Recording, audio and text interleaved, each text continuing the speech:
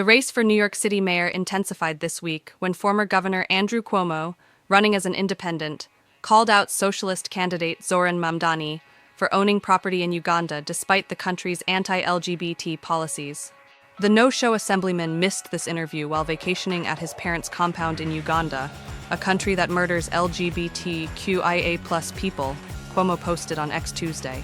Silence is violence. I hereby call on you to boycott, divest, and sanction your property in Uganda and commit to stop spending tourism dollars there until they overturn their hateful, discriminatory laws which violate basic human rights.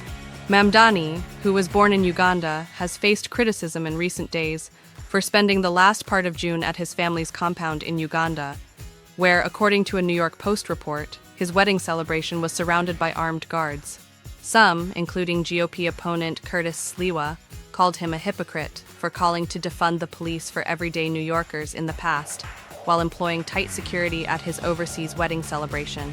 Cuomo's post alluded to Mamdani's strident support for BDS and sanctions against Israel, which Mamdani has promoted dating back to his college days and has stood by on the campaign trail.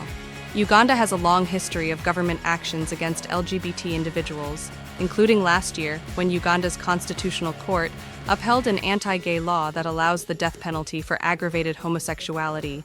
Queer and trans people across the United States are facing an increasingly hostile political environment, Mamdani's campaign website states. New York City must be a refuge for LGBTQIA+ people, but private institutions in our own city have already started capitulating to Trump's assault on trans rights.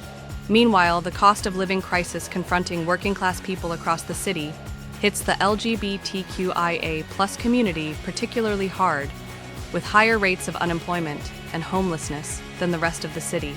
The Mamdani administration will protect LGBTQIA+ New Yorkers by expanding and protecting gender-affirming care citywide, making NYC an LGBTQIA+ sanctuary city, and creating the Office of LGBTQIA+ Affairs. This is Rachel Pierce, and you've been watching Alert Desk USA, where the facts come first. Stay safe, stay informed.